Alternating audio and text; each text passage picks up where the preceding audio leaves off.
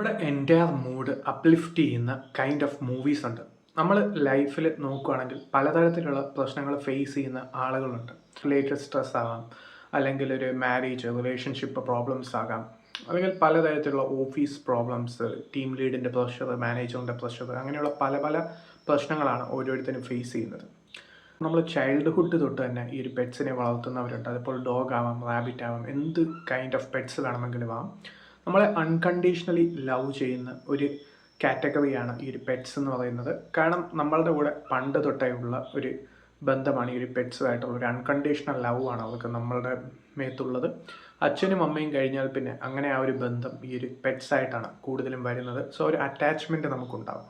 So അങ്ങനെയുള്ള ഒരു attachment feel ചെയ്യുന്ന ഒരു സ്റ്റോറിയാണ് കാരമല്ലോ എന്ന് പറയുന്ന ഈ ഒരു സിനിമയുടേത്. ഈ സിനിമയുടെ മ്യൂസിക്കാണ് എടുത്തു പറയേണ്ടത്. ഇതൊരു ബ്രസീലിയൻ മൂവിയാണ്.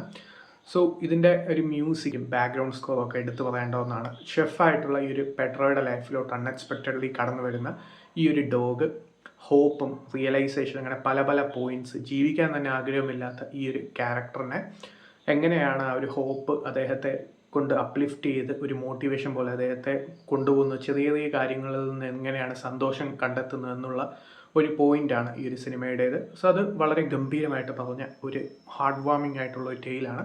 സോ ഇതുപോലെ നെറ്റ്ഫ്ലിക്സിൽ അവൈലബിൾ ആണ്.